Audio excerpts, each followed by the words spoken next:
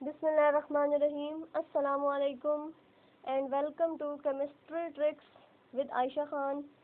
Dear students, आज का जो हमारा टॉपिक है that is very important and it is also very interesting topic. Okay student, ये कॉन्सेप्ट बेस्ड टॉपिक है, इसे अच्छे तरीके से समझने हमने अपना स्पेक्ट्रोस्कोपी का जो चैप्टर है वो शुरू कर लिया। सबसे पहले हम लोग आज पढ़ेंगे ultra violet and visible spectroscopy. उसके अलावा बाकी जो स्पेक्ट्रोस्कोपी की टेक्निक्स हैं, जो उसकी दूसरी टाइप्स हैं, उसे हम बाद में पढ़ेंगे। ठीक है, तो let we start our topic. अपनी कॉपी पेंसिल निकाल लीजिए और नोट्स बनाना शुरू कर दीजिए।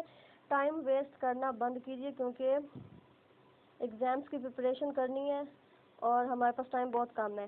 ठीक है, ultra violet visible spectroscopy student क्या होती है? Absorption spectroscopy using ultra violet and visible light is one of the earliest physical method employed in the examination of molecular structure of an organic compound. Okay student, तो ultra violet visible spectroscopy किसके लिए use की जा रही है? ये हमारे organic compounds के मॉलिक्यूलर स्ट्रक्चर्स को फाइंड करने के लिए यूज़ की जा रही थी और it is the earliest method. ये सबसे पहला मेथड था जिससे हमारे ऑर्गेनिक कंपाउंड्स के मॉलिक्यूलर स्ट्रक्चर्स, उनके मॉलिक्यूल्स किस तरह बने हुए हैं, उन्हें अंदर से फाइंड करने के लिए क्या चीज़ यूज़ होती थी? Ultra violet visible spectroscopy.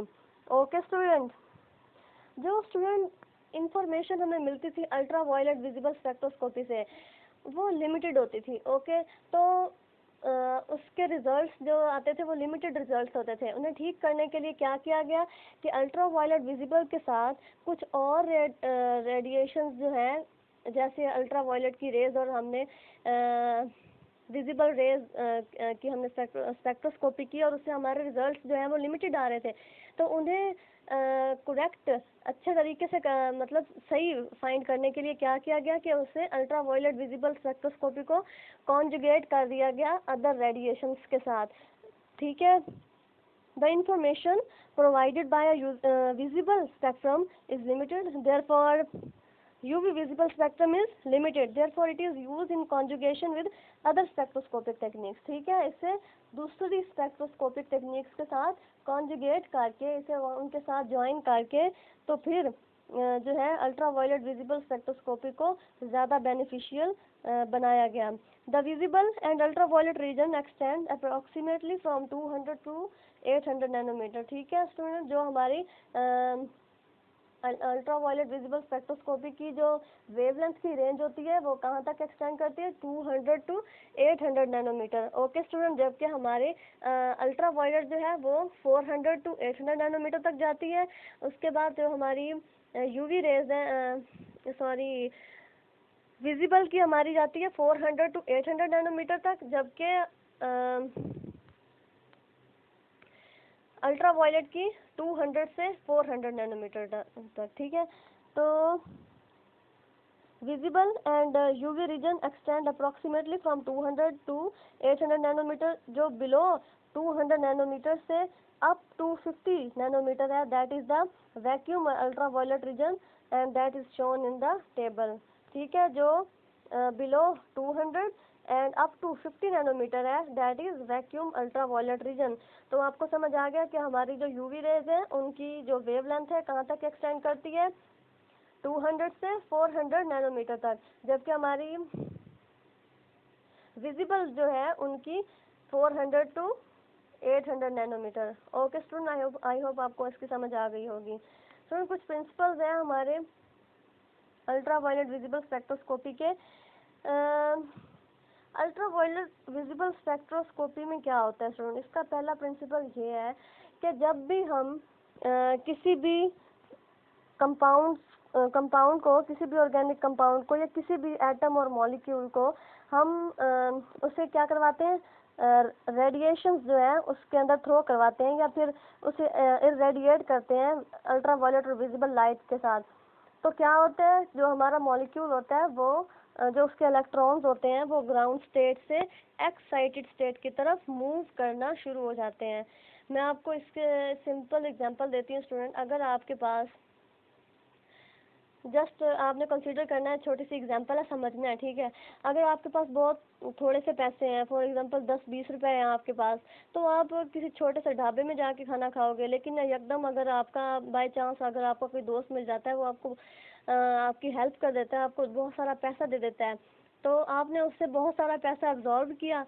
इसी तरह स्टूडेंट, जो हमारे कंपाउंड्स होते हैं वो क्या करते हैं, जब भी वो यूवी और विजिबल की रेज को अपने अंदर एब्जॉर्ब करते हैं, उनके अंदर अंदर एनर्जी ज़्यादा आ जाती है। जैसे आपके पास पैसे ज़्यादा आ जाते हैं तो फिर आप किसी बड़े रेस्टोरेंट में जाके खाना खाते हैं, है ना, आप एक्साइटेड स्टेट में आ जाते हैं। इसी तरह स्टूडेंट, इलेक्ट्रॉन्स के साथ भी यही होता है, जब भी वो विजिबल या अल्ट्रा वायलेट रेज को एब्जॉर्ब करेंगे तो वो क्या करेंगे, अपने ग्राउंड स्टेट से एक्साइटेड स्टेट की तरफ मूव करेंगे, from higher energy level to lower energy level. कि उनके पास अब एनर्जी ज़्यादा आ गई है, तो उन्होंने अपनी एनर्जी कहीं ना कहीं वेस्ट करनी है ना, तो वो फिर लोअर एनर्जी लेवल की तरफ जाएंगे। ये आपको डायग्राम में समझा दिया गया है, ठीक है। तो क्या होता है, the principle of ultraviolet visible spectroscopy is that when a molecule is irradiated with a visible or ultraviolet light, valence shell electrons of the molecules are excited from ground state to higher energy state। as student, मैंने आपको अभी ये पहले समझाया है कि जब भी मॉलिक्यूल्स को इरेडिएट करवाया जाएगा, किससे, अल्ट्रावायलेट और विजिबल रेज से, तो वो क्या करेंगे, अपने ग्राउंड स्टेट से एक्साइटेड स्टेट की तरफ क्या करेंगे, मूव करेंगे। A molecule will require certain amount of energy for this excitations. जैसे आपको अच्छे रेस्टोरेंट में अच्छे से अच्छा खाना खाने के लिए पैसे की ज़रूरत होती है ना, इसी तरह इलेक्ट्रॉन्स को अपने ग्राउंड स्टेट से एक्साइटेड स्टेट की तरफ जाने के लिए एनर्जी की ज़रूरत होती है। तो वो अपनी एनर्जी कहाँ से लेते हैं, वो रेडिएशन जो है हमारी अल्ट्रावायलेट और विजिबल हैं, उनसे क्या करते हैं, एनर्जी लेते हैं, ठीक है, तभी वो अपनी ग्राउंड स्टेट से एक्साइटेड स्टेट की तरफ जाते हैं। Maximum absorption occur at point where the energy of light of certain wavelength become equal to that required for excitation। तो मैक्सिमम एब्जॉर्प्शन कहाँ पर होगी, maximum absorption occurs at points, उस पॉइंट पे होगी where the energy of light of certain wavelength become equal to that required excitation। मतलब जितनी electron को एनर्जी की ज़रूरत थी एक्साइट होने के लिए, तो उतनी अगर उसे मिल गई है, अब वो सारे इलेक्ट्रॉन्स को थोड़ी ना मिलेगी, किसी किसी को मिलेगी, वो आपस में कोलाइड होंगे, तो पहले वाला जो इलेक्ट्रॉन है वो अपनी एनर्जी ट्रांसफर करेगा दूसरे में, दूसरा तीसरे में, तो पिछला खुद तो अनएक्साइट हो जाएगा ना। तो कुछ इलेक्ट्रॉन्स होते हैं जो अपने एक्साइटेड स्टेट में जाते हैं, तो हम उन पॉइंट्स को जहाँ पे एनर्जी ज़्यादा है उससे उससे हम क्या उसे मेजर करने के लिए क्या स्पेक्ट्रोफोटोमीटर यूज़ किया जाता है। क्या, the points of maximum absorption are recorded by spectrophotometer on a graph as function of wavelength. ठीक है, जहाँ पर एनर्जी ज़्यादा है, जहाँ पर ज़्यादा एब्जॉर्प्शन हुई है, तो उसे हम रिकॉर्ड किस चीज़ से करेंगे, स्पेक्ट्रोफोटोमीटर से, जो कि क्या बनाएगा, एक ग्राफ बना देगा, और जो कि as a function of wavelength. ठीक है, जहाँ पर ज़्यादा जो है रेडिएशन एब्जॉर्ब हुई है वहीं पर एनर्जी ज़्यादा होगी, तो उसे किस तरह डिटरमाइन करेंगे, by using spectrophotometer. Okay student, light is a form of radiant energy, photometry is measurement of intensity of light, spectrophotometry is the technique which involves the measurement of intensity of light radiation as a function of certain wavelength। It is widely used method in the laboratory for quantitative and qualitative assessment। It depends on light absorbing properties of the substance being analyzed। इसे laboratory में किस चीज़ के लिए use किया जाता है, किसी भी चीज़ की, किसी भी सब्सटेंस की क्वालिटेटिव और क्वांटिटेटिव प्रॉपर्टीज़ को फाइंड करने के लिए। ठीक है, कि उस सब्सटेंस की कितनी क्वालिटी है, उसके अंदर कितनी क्वालिटी है, कितनी वो रेडिएशंस को अब्जॉर्ब कर सकती है। हमें रेडिएशंस की वेवलेंथ का पता होता है, तो उससे हम क्या कर सकते हैं, ट्रांसमिटेंस, जो जितनी लाइट ट्रांसमिट होती है उससे मेजर कर सकते हैं। ठीक है, तो सब्सटेंसेस की जो एब्जॉर्बिंग क्वालिटी होती है, या फिर उनकी क्वालिटेटिव और क्वांटिटेटिव एनालिसिस के लिए क्या होता है कि लैब्स में फोटोमेट्री का जो प्रोसेस है उसे यूज़ किया जाता है।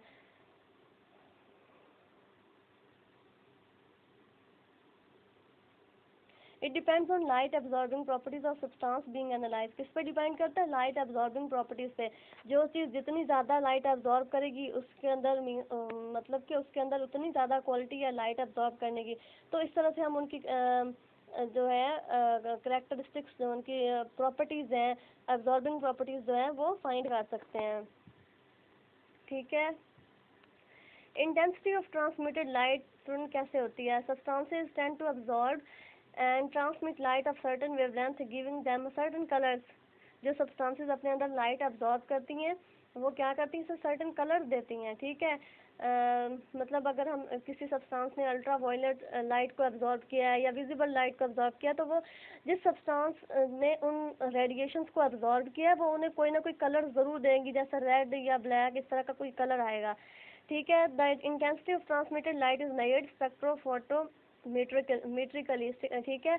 जो इंटेंसिटी है लाइट के ट्रांसमिट होने की, उसे स्पेक्ट्रोफोटोमेट्रिकली क्या किया जा सकता है, उसकी इंटेंसिटी को फाइंड किया जा सकता है। Knowing the intensity of incident light we are able to calculate the percent transmitted light. अगर हमें जो इंसिडेंट लाइट है, जो उसकी इंटेंसिटी का अगर हमें पता है, तो हम क्या कर सकते हैं, उसकी ट्रांसमिटेड जो है ट्रांसमिटेड लाइट जो है उसकी परसेंटेज निकाल सकते हैं कि कितनी लाइट जो है वो एब्जॉर्ब हो चुकी है। ठीक है। जैसे स्टूडेंट्स, अगर आपको किसी भी चीज़ की इनिशियल कंसंट्रेशन का पता होता है तो आप उसकी फाइनल कंसंट्रेशन निकाल सकते हो। इसी तरह अगर आप लाइट की incident intensity of incident light अगर आप जानते होंगे तो आप जो है उसकी ट्रांसमिटेड परसेंटेज जो है वो निकाल सकते हैं, which is inversely proportional to concentration of analyte. ठीक है। जो किसके इन्वर्सली प्रोपोर्शनल होती है, एनालाइट के। Absorbance refers to the amount of light absorb by a substance and hence not transmitted. Okay student, I hope आपको इसकी समझ आ गई होगी। आज हम लोगों ने क्या क्या क्या पढ़ा है। हमने अल्ट्रा वायलेट विजिबल स्पेक्ट्रोस्कोपी के बारे में पढ़ा है कि अल्ट्रा वायलेट विजिबल स्पेक्ट्रोस्कोपी क्या होती है। थोड़ा सा रिवाइज कर लेते हैं। Electronic excitation caused by absorption of ultraviolet visible radiation leading to ultraviolet visible spectroscopy. ठीक है। It is one of the earliest method employed in the examination of molecular structure of organic compound। हमने discuss किया कि जो UV visible spectroscopy है ये earliest method है किसका, ऑर्गेनिक कंपाउंड के मॉलिक्यूलर स्ट्रक्चर्स को फाइंड करने का अर्लीस्ट मेथड था। लेकिन जो रिजल्ट्स हमें अल्ट्रा वायलेट विजिबल स्पेक्ट्रोस्कोपी से मिलते थे, these results are limited, so we conjugate the other spectroscopic techniques with the UV visible spectroscopy and find good result। ठीक है।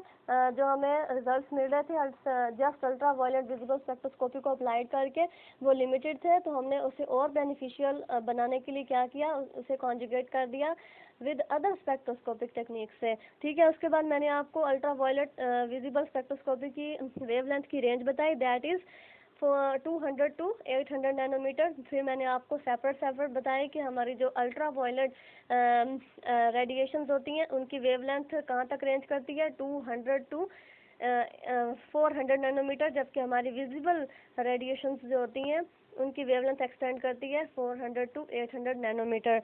उसके बाद मैंने आपको बताया कि जो हमारी below 200 nanometre and up to 50 nanometre होती है, that is vacuum ultra violet region. उसके बाद हमने अल्ट्रा वायलेट विजिबल स्पेक्ट्रोस्कोपी के प्रिंसिपल्स पढ़े। सबसे पहला प्रिंसिपल क्या था, सबसे पहले प्रिंसिपल में हमने पढ़ा कि जो जब भी किसी मॉलिक्यूल को इरेडिएट करवाया जाता है visible with visible ultraviolet light valence shell of electron of the molecule are excited from ground state to higher energy state. जब भी किसी मॉलिक्यूल को इरेडिएट करवाया जाता है अल्ट्रावायलेट विजिबल रेस के साथ, तो वो क्या करता है, उसके अंदर एनर्जी आ जाती है, वो अपनी ग्राउंड स्टेट से एक्साइटेड स्टेट की तरफ मूव करना शुरू हो जाता है। ओके स्टूडेंट्स, मैंने आपको इसकी एग्जांपल भी दी कि किस तरह से वो अपने ग्राउंड स्टेट से एक्साइटेड स्टेट की तरफ जाएगा। ठीक है। जब भी वो रेज जो है अल्ट्रा वायलेट और विजिबल जो हमारी रेज हैं, जब भी वो सब्सटेंस के अंदर आएंगी तो वो सब्सटेंस क्या करेगी, उन्हें एब्जॉर्ब करेगी, उसकी एनर्जी क्या होगी, बढ़ जाएगी। तो वो क्या करेगा, जब भी किसी चीज़ के पास एनर्जी बढ़ जाती है तो वो उसे कम करने के लिए कुछ ना कुछ तो करती है। तो ये हमारे इलेक्ट्रॉन्स जो है सब्सटेंस के, वो क्या करेंगे, अपने ग्राउंड स्टेट से एक्साइटेड स्टेट की तरफ मूव करेंगे। ठीक है। उसके बाद हमने क्या पढ़ा कि जो हमारी दूसरा हमारा प्रिंसिपल था कि जो इंटेंसिटी है लाइट की, उसे जिस डिवाइस से मेजर किया जाता है दैट इज स्पेक्ट्रोफोटोमीटर। ठीक है, intensity of transmitted light is measured by spectrophotometrically knowing the intensity. अगर हमें इंटेंसिटी इंसिडेंट लाइट की इंटेंसिटी अगर हमें पता है तो हम ट्रांसमिटेड लाइट की परसेंट निकाल सकते हैं, which is inversely proportional to the concentration of the analyte. I hope student आज का लेक्चर आपको बहुत अच्छा लगा होगा। इसी स्पेक्ट्रोस्कोपी पे हम एक और लेक्चर करेंगे जिसमें हम इसके लॉज पढ़ेंगे। स्टूडेंट बहुत ही इंपॉर्टेंट लॉज हैं, आपने लेक्चर मिस नहीं करना। बियर्स लैम्बर्ट्स लॉ है, ये हम नेक्स्ट लेक्चर में पढ़ेंगे स्पेक्ट्रोस्कोपी के लेक्चर नंबर 2 में। अगर आपको इस लेक्चर में किसी चीज़ की समझ नहीं आई तो ज़रूर कमेंट कीजिए ताकि नेक्स्ट लेक्चर में आपके तमाम डाउट्स को क्लियर कर दी जाए। ठीक है, जो भी अगर आपको यहाँ इसमें कोई प्रॉब्लम होगी तो जो हम स्पेक्ट्रोस्कोपी का लेक्चर नंबर 2 करेंगे उसमें आपके तमाम डाउट्स को क्लियर करवा दिया जाएगा। ठीक है, और अगर आप इस चैनल पर न्यू हैं तो चैनल को ज़रूर सब्सक्राइब कीजिए और अपने दोस्तों से शेयर कीजिए, और अगर वीडियो अच्छा लगा तो उसे लाइक भी ज़रूर कीजिए। अल्लाह हाफिज़ एंड बेस्ट ऑफ लक।